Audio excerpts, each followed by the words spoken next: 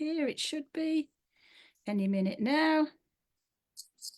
Come on, setting up your meeting for live. This content meeting spent to a third party. Got it. That's okay. Come on, setting up your meeting for live. This content meeting spent to a third party. Got it. Okay.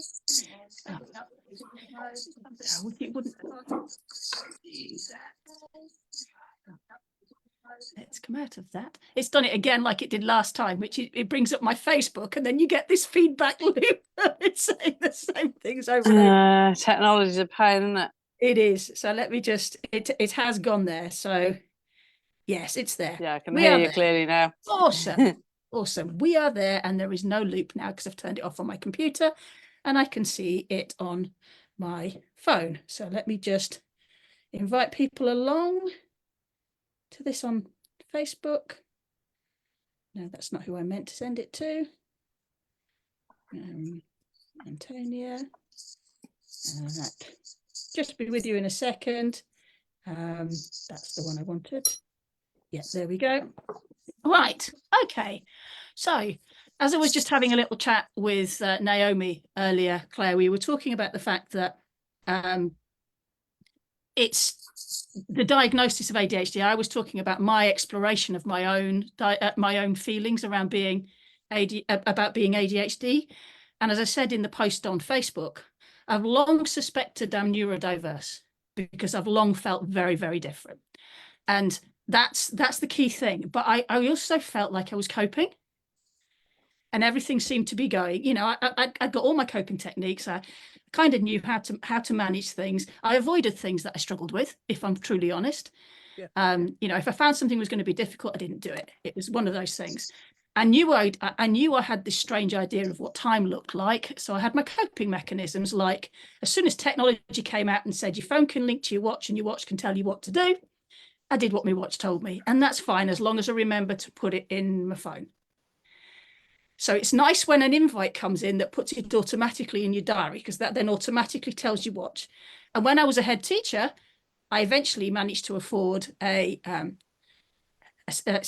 secretary who could run my diary for me. My diary would tell my watch what to do, and my watch would tell me what to do. So that was fine. That worked fine. But prior to that, it was an absolute nightmare because I constantly forgot stuff. And my idea of time was kind of like, oh, I can just pack all of this in. It's not impossible to pack all of this in. I can do as much as I can do all of this stuff in that time. It's not a problem. And I found myself, I don't know, working longer than everybody else, saying yes to everything, and having these kind of mini burnout periods where everything would just be too much on my whole body, actually.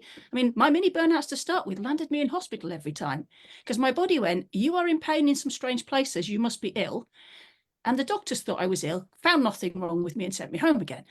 But I'd have a high temperature, I'd be in severe pain, I'd be dehydrated, even though I was drinking normally. So my body's response was these mini burnouts were really quite significant. And it culminated in a massive burnout at the end of last year, not last year, the year before. Now we're in 2024. And since then, I've done a lot of reflecting. And another of my obvious presentations is the speed at which I talk and the speed at which my brain goes all over the place. And concentrating on one thing, not possible. Need music on in order to be able to concentrate. Can't sit still. Need a chair that can wiggle. Need to be able to fidget with my hands, doodle or fidget or knock my leg around. And I've always done that. I remember my dad constantly telling me to stop bouncing my leg when I'm sitting down at home. So these are all things that just were going, this is interesting. So what I'm going to do is I'm going to talk you to, and I'm going to share my screen with you. So bear with me while I just set screen share up and get it going so that I know that I've got that there. Okay. So let me know when you can see it. Can you see it? Yep. Yeah, you can see my screen. Brilliant. Okay, that's awesome. Okay, so that was the lovely image that I created actually on Canva, which I thought really beautifully, it's an AI generated image, but you put in some words and it generates an image. And that was the one, took a few attempts, but I thought, brilliant. Yeah, I love it. That's my brain. I can relate to that. You know, it's just like, although that feeling of calm on the face, I'm not so sure about, but, you know, confusion, perhaps, not calm. So, but it got me really exploring it, which is why I asked, do people want me to explore this? Because I'd noticed on social media in particular, you know, people coming up with, I've been diagnosed with ADHD. I've realized I'm autistic. A lot of entrepreneurs out there, female entrepreneurs, I'm ADHD. I'm ADHD. Yes. So what's going on? But not finding out until they're in midlife. So what is it? What is it that's driving that? Well, I know from my education background that ADHD and autism in females is massively underdiagnosed. Because it is, because we live in a misogynistic world, really, and in medicine, everything's designed around males, everything in medicine. And you know, the life we live is that cars are designed around the typical male, the phones are designed around male pockets, you know, so nothing is female. And it became quite a thing to explore. So I thought I'd start with, so what is neurodiversity? And I love this term because people used to talk about this idea of normal and not normal brains. You're either normal or you're not, which is a bit odd, really, because nobody's got the same brain as anybody else. And our brains are so complex. Even the best, most renowned brain surgeons don't really know how the brain works. So how can we define a brain as normal or not normal? And there was something coming up there that was around the people making the decisions are saying the way you are presenting doesn't appear to fit the norm we want you to present. So there's a problem. So it was a problem-focused way of looking at things. There's a problem here, and it's not normal. But this idea of neurodiversity, which came in as a movement in the mid-90s, so prior to that, it was normal, not normal. But in the mid-90s, and again, it took a female to drive this change, was this idea of continuum, of the fact that we have kind of this range, this diversity of brains, neurodiversity. There's a range of brains, and we all have this range of brains. And the idea that where you might have clinically significant ADHD, dyslexia, ASD, whatever it is, or not clinically significant, it's a difference, not a deficit. So you don't have to plug in to work the way everybody else works. And the reason it becomes a deficit, if you like, is because the world around you won't flex. It's not a problem that you have. It's a problem that the world around you might have, in terms of being too noisy, in terms of having too strong a smell, in terms of too much stimuli or too little stimuli in some cases, in terms of forcing normative behaviors in certain ways that don't meet your needs, you know, in forcing you, if you're autistic, to go to an interview for a job where that might be a challenge, or forcing you to work in an environment that's really noisy or really quiet, or not allowing you the needs that you have. So it's around recognizing we all have different needs. And the breadth now of this idea of what can come up under the term of neurodiversity includes not just the typical, you know, the things we think about ADHD and ASD, but also it's increasingly being used for severe depression, for bipolar, for Downs, for severe anxiety.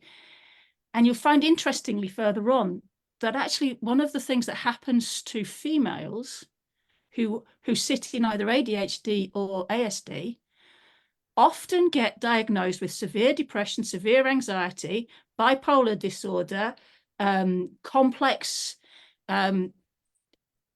issues around their personality, complex personality disorders, anything but being neurodiverse in any other way. And the whole idea of this term neurodiversity as well is to focus on this idea of inclusivity, acceptance, that is, the world accepting that not everybody's the same and we can't all conform to the same way of working, but also, and more powerfully, self-acceptance. And I think this is where it comes in at perimenopause as well, and midlife in particular, is this drive to start that self-acceptance, this drive to understand ourselves, to meet our own needs, and to have agency to do that. So I think that's why it comes in at that stage. So I'm wondering, for those people listening, if there's anybody who's kind of, these sorts of things are ringing true at the moment. Like, I started to realize that, like I was saying about myself, the world doesn't quite fit the way I think it works, and people think that I think differently, or I'm just not good enough. My label for myself is Marmite. You either love me or you hate me. I struggle not to interrupt people when they're having conversations. I have to doodle, you know, these sorts of things. Is there anybody else there recognizing some of these differences? And I can see you nodding your head, Naomi. What are you saying, Claire? Sorry? Totally agree. Yeah. And it's also another reason why a lot of people might discover this as a matter in sort of around perimenopause way, is because the average standard symptoms of some of the symptoms of perimenopause, like the brain fog, depression, anything like that, if you have an underlying neurotransmitter problem that you didn't know about all your life, that would make things pretty catastrophic. So that's Massively also why a lot of people are getting diagnosed at a certain age, because things are hitting them are much worse than perhaps they might the person at the next desk. But there's still a high risk from the research that I've done in terms of the likelihood of diagnosis. The likelihood still stands that you'll be diagnosed as having severe depression, severe anxiety, sent to counselling, asked to explore your childhood to see where the trauma lies that has created these different ways of thinking. And you sit there going, or what's causing you panic? Where's your sense of death coming in with your panic? Well, there isn't one. I'm just panicking. You know, it's kind of like they miss the when you're answering those questions. And I know this from personal experience as well, from my last burnout. I started to realize when I was reflecting on this that all of that counseling that I did was pointless, because I was just saying things to keep them quiet. Because actually they weren't getting to the point, because everything they were talking about was not relevant to me, not relevant at all. And that was another of the reasons. And it wasn't that I was not open to counselling. It was just that it didn't hit the nail on the head. They kept asking me to explore things that just weren't relevant. Either that, or they try to make you try and explain things that you cannot put into words. Yes. Yes. And this is one of the things, particularly if you're so there's a lot of comorbidity as well. So, and it's more likely in females than males that you sit somewhere in a mishmash of ADHD and autism. And so what tends to happen is you might not hit all the criteria for either of them in some respects, but also you might not realize you do, because females are incredibly adept at fitting in some way, adapting to others. And we do that without noticing we're doing it, but we do it with a massive detriment to ourselves and our health, and our well-being. But we don't understand where that detriment's coming from, because we don't realize that's what we do. Or we often think it's the norm. We often think that we're expected to do this, and that because we can't do it without all of this energy, there's something wrong with us, that we're not normal. And that's not necessarily a positive thing that we're thinking. But when you look at autism and perimenopause, so if you look at autism, what autism is, it's brain's not processing stimuli in the same way as, say, what they would call a neurotypical brain. Again, there isn't one. So that's interesting in itself. But some of the areas that people say people with autism will have these issues: social communication and social interaction.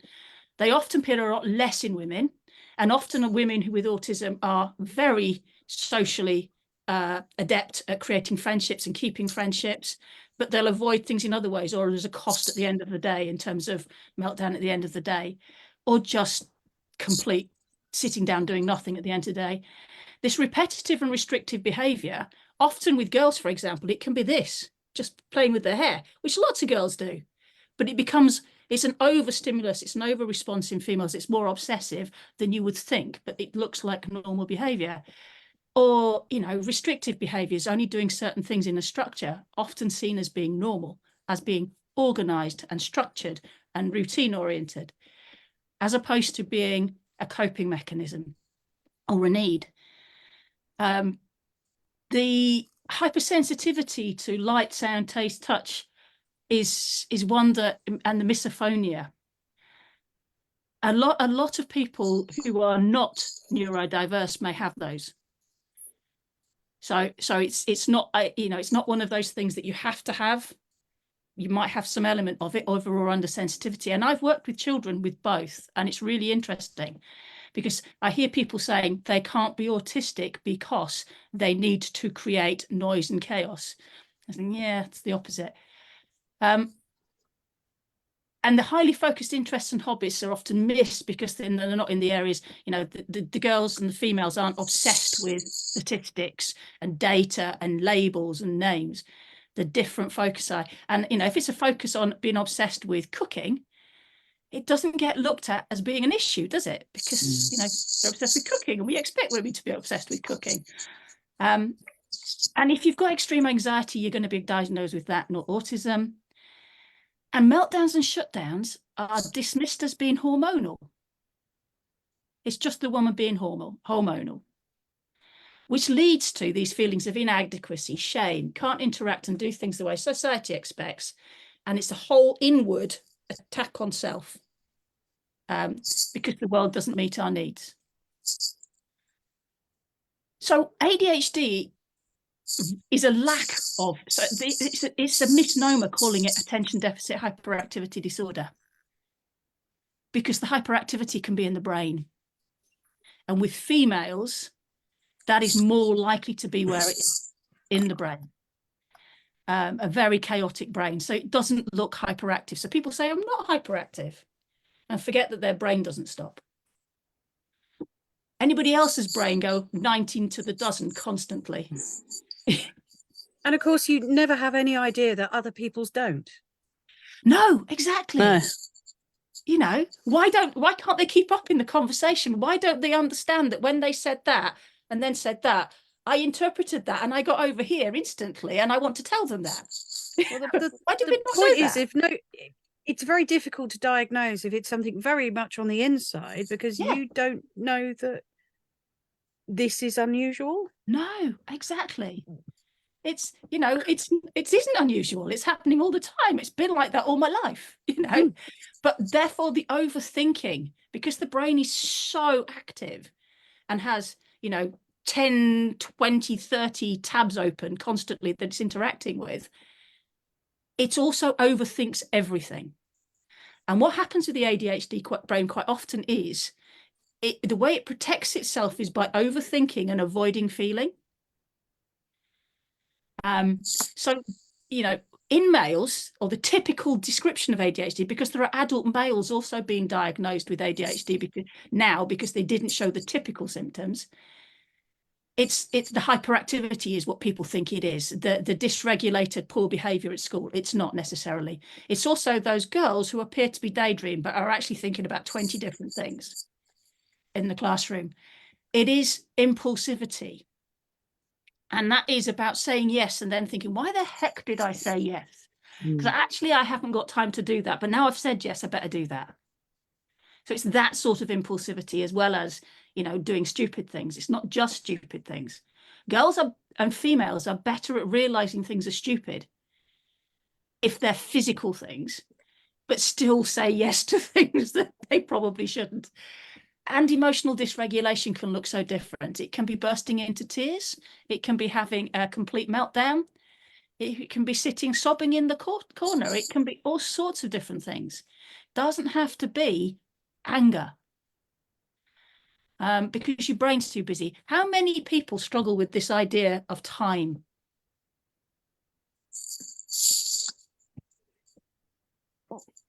Because time for me is something that's just bizarre.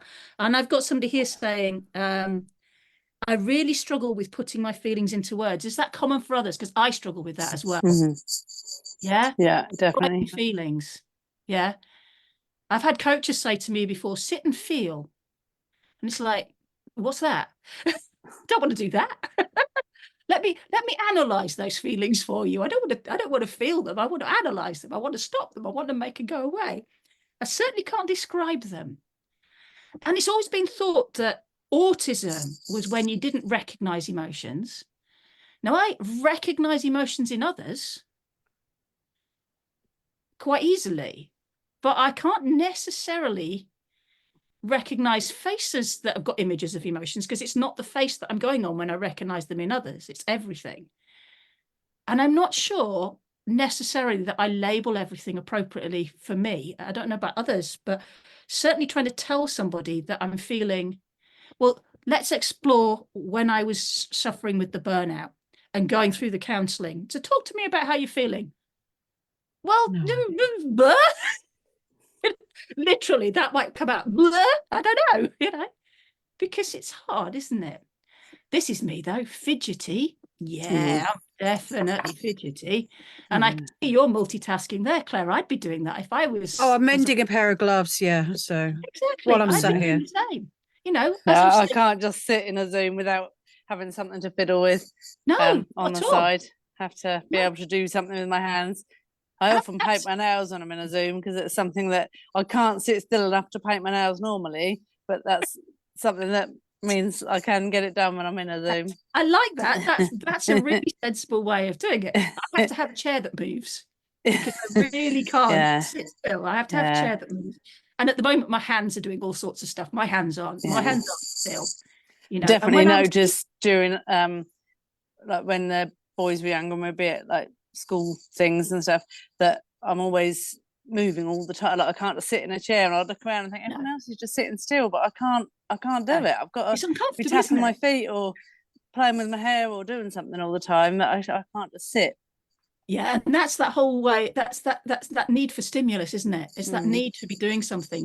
These on a hoodie are really helpful, because I can fiddle with those out of sight down here, which I do.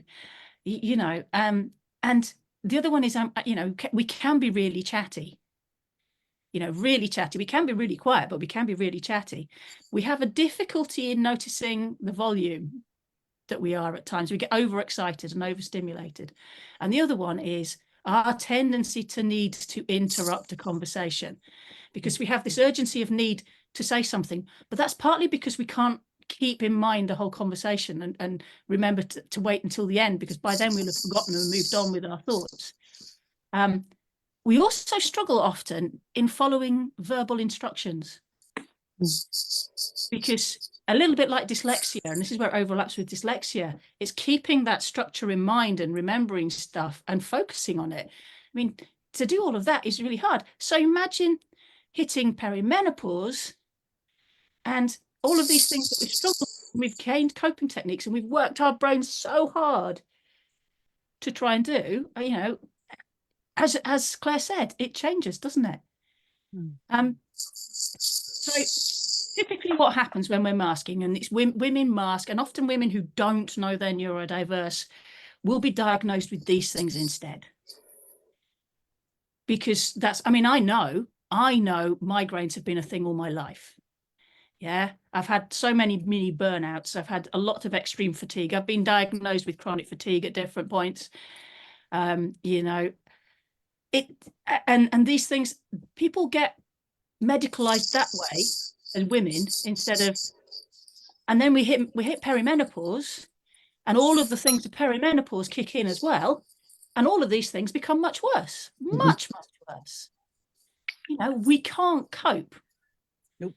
Because perimenopause, and I'm going to go straight to that actually, perimenopause is a change in our hormones. Now, interestingly, estrogen is protective of the brain.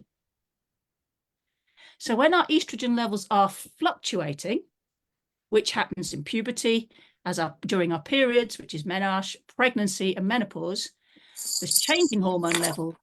So these things that we're struggling with matching our needs to the normative world become a bigger issue for it.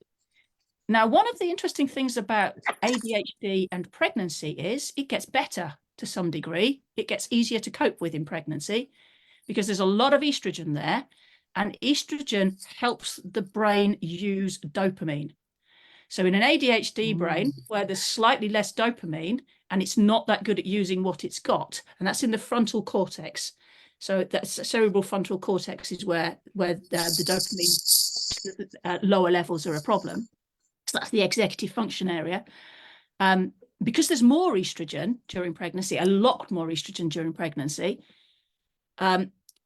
your brain starts to use the dopamine slightly better. So the things that you feel with ADHD can be easier to cope with. It's easier to mask. Alternatively, if you're autistic, then the brain really struggles with all of those changes and comes out in different ways when being pregnant. In fact, autistic females will struggle a lot more than perhaps ADHD will at these changes. But one of the things about the neurodiverse brain is that things like premenstrual tension might create more difficulties for you than others, because again, these fluctuations in hormones. So you start to realize, because I knew that I used to have, when my periods were sort of regular before I hit perimenopause, one day where I had really severe premenstrual tension and I could not manage my emotions, and I could not function properly. So that's the executive functioning, that I really lost it for a day. And then I hit perimenopause, and later on in perimenopause, and I didn't just lose it for a day. I just lost it. I lost my ability to executive function, which as a head teacher and a deputy CAO is really not very helpful. And there's only three pieces of research on menopause and ADHD, and one piece of research on autism and menopause. So when it comes to seeking advice and help and support and going to your GP and asking for where you are with perimenopause, etc., we already know that their knowledge and understanding, even if they're female, on the ways of supporting women through perimenopause is pretty minimal. You add in there that there's not even any research for them to look at when it comes to neurodiversity and how that might look and feel. We've got a real problem. So I was horrified when I found that out. I don't know what other people feel, but I searched and I searched and I searched, and I found these 3 papers on ADHD, and the third one referred to the fact, and it was last year, that it was the 3rd piece of research ever on this, and it only involved 50 women. The first one involved 7. Terrible. Isn't it? You know, how do they know? They don't know, do they? It was in Australia, another one was Canada and the UK. And they've done a similar piece with Canada and the UK with autism. But it's one piece. It's an ongoing project, but it's still only one project. So we already know there's not enough clinical knowledge and research and understanding about menopause. And then it becomes an even bigger issue when it becomes neurodiversity. And you know, there's a notification in these research that clinicians need to be aware of misdiagnosis. And yet there is a huge misdiagnosis. It happens just to everybody in perimenopause being given antidepressants when that's not the right thing for them and things like that. But it really highlighted the thing for me, which was around self-awareness. And I think this is where it comes in with so many women seeking diagnosis, because they realize in perimenopause that they are struggling. I don't know if that's true for you, Naomi. I know you've recently been diagnosed. Claire, was that true for you as well? So I diagnosed just under a year ago. Yeah. But I'd already been pointed in the right direction anyway. I'm having massive problems with meds and stuff at the moment, actually availability. So it's a bit difficult trying to work out what remedial issues I've got are perimenopause, what are ADHD, but no, everything got a whole lot worse So, sent me to the GP, headed to the GP. I had to work out perimenopause on my own. Yeah, that's the problem in I itself, basically isn't had it? to work out everything, and how anybody didn't know all of this is a scandal. Yeah, I it's know. terrible. And this is it. And Yeah, this is why for I me, felt it was more that important to- So yes, Naomi. it was more that there was other diagnoses in my family, and we thought one of my sons had ADHD. So we were looking at it from those points of view, and then I was thinking, yeah, this is making a lot of sense for struggles I've had in life. So it wasn't to do with menopause, that but it has definitely exacerbated the symptoms, definitely. But yeah, that's not the reason I got the diagnosis in the first place. That was more that I'd been looking into it for a few years before hitting perimenopause, but it taken a long time to get to the diagnosis stage. Yes, often, and one of the problems with perimenopause is that often you'll find they just go, oh, it's your hormones.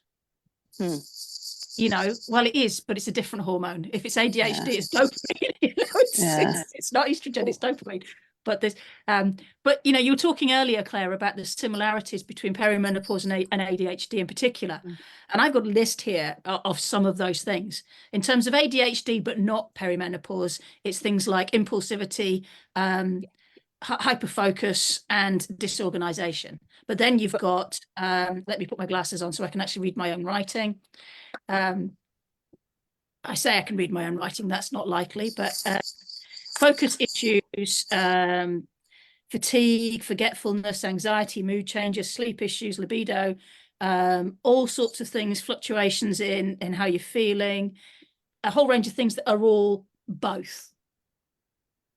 The things that are ADHD but not perimenopause, okay, you may well have had most of your life being told that's you and you're just a bit useless. Yes, exactly. Okay, it gets dismissed as character flaws. It does, yeah. Which is why we feel a sense of shame that we can't do things that everybody else can, isn't it? Yes, it must be me. Yeah, absolutely. We've all got that message, haven't we? Yeah, and it actually took that extra bit of executive dysfunction. No, the thing is I was on a waiting list for assessment for about 3.5 years. Wow. But I thought I had been referred for an ASD referral. Yes. But clearly from the paperwork, somebody picked it up and put it on a different pile. So it just so happened that I had the assessment at about the right time. Yeah. But that was purely coincidental. But interestingly as well, though, women with an ADHD diagnosis who enter perimenopause already with that diagnosis and already on medication, what seems to happen is there's a lack of understanding that medications for ADHD need to be altered because of the changes in the fluctuating changes in the estrogen levels, which impact the way the brain can use its dopamine. And as that's a key indicator for, well, it's also cortisol. There's high levels of cortisol in women with ADHD as well. That makes sense. And of course, high levels of cortisol reduce the ability of the adrenal glands to release estrogen because they're making cortisol. So you've got a double whammy in perimenopause if you're ADHD, because you need the estrogen to help you use the dopamine you do have, and that reduces from your ovaries, and then your adrenal glands can't produce it because they're producing all this cortisol that you don't actually need instead. And that high level of cortisol also makes it difficult for the brain to use dopamine appropriately. So that's one of the reasons why ADHD brains don't use dopamine accordingly, because of the high levels of cortisol. It impacts the brain quite significantly. I mean, the brain is a complex organ that requires neurotransmitter hormones to function. So all of the hormones, not, our sex hormones don't just affect our fertility. They affect every element of our brain. Every organ in our body is affected by our hormones. But for us to be kind of dismissed, I mean, it's like, they're only gradually realizing that things like chronic fatigue and fibromyalgia aren't functions of the brain, but they still treat them with brain responses. But these things are more likely in women in midlife who are neurodiverse but not diagnosed or not appropriately given that support that they need. It's It is really interesting because obviously, again, the other thing that's noticeable is the likelihood of women who are neurodiverse and in employment to feel like they need to leave that employment and set up on their own or just leave when perimenopause hits. There's a high proportion of women leaving their professions in perimenopause anyway. But when you look at those that are then turning to entrepreneurship or actually, you know, just giving up on work completely, there's a higher proportion of those that are neurodiverse. So there's a really significant drain on the economy of the world from the fact that you've got this large group of neurodiverse women who are possibly undiagnosed and certainly not accommodated for appropriately during perimenopause. And my passion is about increasing awareness and sharing this knowledge so that people really understand where they're at. I'm just going to have a look and see if there's anything else coming in on the conversations. I can't see anybody else. Oh yes, Gemma's also saying, I've usually predicted the end of the conversation before it happened, then got bored of the conversation, so drift off in my brain. Oh, that's so familiar. Does that work for you too? It looks like it does. Okay, so if you're wondering, if you're curious about yourself and you think maybe I'm ADHD, I'm not sure, then Attitude have a female derived checklist. So have a look in there. There's one for girls and there's one for females. I actually did both because it was really interesting. I did the one for females and didn't get myself, I got a high-ish score, but not necessarily at the level where they thought you needed to get assessed. And I looked at my answers and thought, oh no, these are coping mechanisms that I've put in place that I'm making those lower. So I went back and did the girls one as if from what I remembered it being like and feeling like when I was at school, and scored very highly on that one. So it's interesting to have a look at that. The Autistic Society is very good in terms of information. It has a really good booklet on autism in menopause, and it highlights the lack of research. So that in itself is quite interesting, but it is quite useful. But that need to know yourself and know your own normal. Because if you understand your own normal, you can start to recognize when that's changing and start to understand, is this perimenopause? Or is it perimenopause affecting my ability to manage my normal? What's going on here? Because I don't think I recognized that my executive functioning had gone so badly awry until afterwards. Hindsight is fabulous. I can recognize it now, but I don't think I recognized for about 2 years how badly I was functioning in terms of executive functioning. That was really quite a challenge for me. Counselling is not useful, and they may well, if you get diagnosed with depression, send you for counselling. CBT is known to be useful for ADHD, not so much for autism, but can be used for autism if you use somebody who knows about neurodiversity and is a neurodiversity qualified CBT or psychiatric professional, because they need to understand how it works differently in your brain. What I'm really doing as well is coaching around mindset and insight into yourself is also incredibly useful. And learning to accept yourself. And that's where the coaching can come in, the CBT can come in, or even just that self-compassion. If you're autistic, particularly, but also if you're ADHD, you might find yourself, as you hit perimenopause, cutting off from your support network because you're struggling to manage and struggling to cope. But it is really, really important to communicate and lean into that support network and seek clinical advice. If you feel, and I'm increasingly thinking I might need to seek clinical advice because I might need to explore, because at the moment I'm relying on depression medications, and they don't work very well. They're not ideal for ADHD, but they do work a little bit. I have noticed they work a little bit, but not really the things I should be taking. So it's looking for getting the advice from somebody who understands perimenopause and neurodiversity, so that they're not going to fob you off, oh, it's the perimenopause, or it's just being female, that they understand both from a female perspective. There are not many of those, I'm afraid. So that's the challenge in itself. Any questions or anything people want to say? I'll just type in that. I know I can't quite remember which podcast it was on. I think it was on that Kate Morris's one, but yes. There is somebody, I'm not sure if it's Louise Newson or whether it is Kate Morris herself, but there is somebody that is offering a clinic for neurodiverse women in menopause. So the lady I've come across is somebody Ping. Yes, that's it. Emma Ping. Emma Ping. Yeah.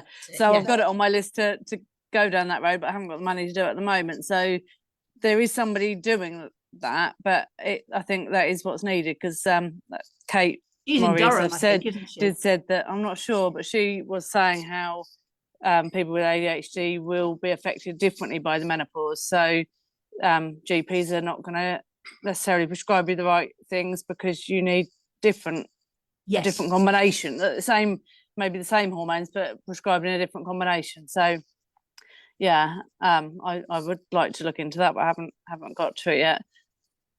But that is something that's needed, I think, because it's a separate thing.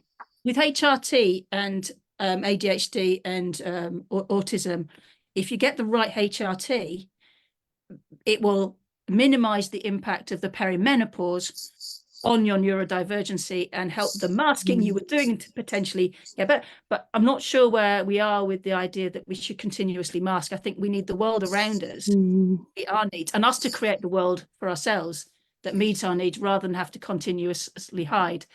I'm just looking at some of the comments. I hadn't been able to look at your comments while we were talking, so I'm just looking at those now. Although it's quite well known in ADHD circles, so I know and picked it up earlier, it's a bit of a scandal. Yeah. Yeah, absolutely. That was you, wasn't it? Yeah. That was when you were talking about the research. Yes. Okay, yeah, exactly. So what has only recently been researched is anecdotally quite well known.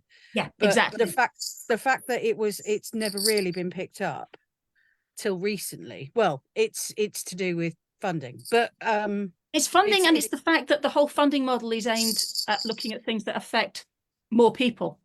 Yes. And this is women, which are lower down on the list anyway. And then it's, because the assessment criteria still describe mainly masculine presentations, it's very easy to say, yeah, but women don't meet that. Yeah. You know, and that's what the last research I was reading was saying. It's really hard to do an empirical piece of research because of our problems with the assessment tools. So there's this feedback loop that's needed. The assessment tools need to change, but in order to change the assessment tools, they need to do research on women. And so you've got this catch-22, haven't you? But you're right, it is anecdotally well known. There's a lot of discussion groups and discussion forums out there with all this information on, but there's no actual physical research, or very little. And that means in terms of empirical clinical evidence that clinicians can use to support their practice, there isn't anything. And the problem that's a challenge. Yeah. And as an individual, you only ever find out about the conversations which are happening on the inside of ADHD circles once you're on the inside of the ADHD circles. Exactly. So again, that's a circular thing as well. Yeah. And then you go, I've learned so much since being diagnosed from listening to the specific podcast that I now cannot believe it was missed earlier and that I didn't realise it earlier. And it has led me to be able to do so much self-help to make my life easier. But I wouldn't have found, like you say, I wouldn't have found out about those things without the diagnosis in the first place. Yeah. And this is it, isn't it? You know, and the other thing is that it's genetic. So a lot of women are exploring themselves, as you said, Naomi, when their children are getting diagnosed. But often it's male children. Because there's still a lower, and that's why I didn't recognise when the GP suggested that might be what I had, because my symptoms are so different to my son's that I thought, well, it can't possibly be, because I can't manage him at all because he's so different to me. But he just presents in a completely different way. Absolutely, yeah. But yeah, the ADHD Women's Wellbeing podcast on Spotify, yes, those are quite good. I've listened to one of those. I was going to pick up a few more of those, and you sent some few ones through, didn't you, as well, Naomi, which were great. Yeah. And also that Kate Morris, she does have a women's hormones series that, again, I haven't subscribed to yet because I haven't got the money to at the moment, but where she's got various different experts, I think 10 or 12 different experts talking specifically about women's hormones and ADHD. So yeah, there's a lot of useful information on there. Certainly the brain science I looked at was very much around they know the mechanisms in terms of how dopamine is, but they don't really understand the differences yet, even in males, between the ADHD brain and what they would call a neurotypical. But I think they've got more understanding of that than they have of an autistic brain compared to a neurotypical, as they would phrase it. So it's interesting that the brain science, because we don't understand the brain that well, we don't understand how the brain differs. But there's also research out there suggesting or anecdotal research, as we would say, suggesting that actually when you look at the population, whereas they've got this idea that, the majority of the population is neurotypical side of the continuum, and the smaller, maybe 7 to 10% is the other side of it, maybe a bit more. It's probably swaying more to 50-50. So it's really interesting how they're starting to realize that perhaps their understanding and knowledge of this field is so way out that they've got the figures wrong completely. So yeah, that's quite challenging in itself. And Tracy said, you have increased my awareness of others around me that have these symptoms. Yes, absolutely. Does it mean you're not special anymore? No, we're definitely special, Claire. We're all special. Special. So you must be special too. There's something pleasant about being special. We used to say at work, I used to have at work this idea that I said, you don't have to be weird to work here, but it helps. But I did work with children with behaviours that schools didn't like. So I had a huge number of ADHD and autistic children, undiagnosed and diagnosed, within my school. So yeah. Hence my interest started. And I do think both my children are neurodiverse as well. So they're not diagnosed, but I do think so. Tracy laughing. Okay, guys, that's it from me. If there's nothing from everybody else, I can call this to a close, but it's been really good conversation. Really interesting to talk to both of you two, particularly with your diagnoses of ADHD. Hopefully it can help somebody else that might be getting bobbed off to advocate for themselves a bit more. It's a shame that we have to do that, but I think we need to learn so much about it ourselves so that when you do finally get a appointment with an expert, that you can advocate for yourself more. And I'm increasingly beginning to think that part of my coaching practice is going to be targeting neurodiverse women, whether they're diagnosed or not. For that. Yeah, because I think, my experience is that I do quite well with it in terms of helping. Of help, whereas I find myself in situations where I'm supposed to comply with this norm. In my coaching practice, I like to go with the way the person's brain works, not the way I think. Definitely been much better for me than other thank you other counselling and CBT that I've had in the past. Definitely feel like you got the problem more, whereas I think they were just trying to fix not what the problem was. They weren't going and they were barking the wrong tree. Oh, and it's not about fixing, is it? It's about understanding yourself and then being able to work with you, which is better, isn't it? And it takes one to know one. So you need, if you've got that kind of brain yourself, you're going to be able to understand and empathise better with people that are having problems. Yeah, and I think that's one of the things that has started to crystallise in my brain, that is something that's important to me. Yeah. Hence another reason for putting this forward here. Thank you for an informative session, Tracy. Thank you. Antonia says, normal, what is that? Well, there isn't one. There isn't a normal. I said that earlier on, Antonia. There is no such thing as a normal brain. We've all got different brains. Thank you so much, everybody. It's been great. Thank you, Joan. Take care. Cheers. Bye. Thanks. Bye.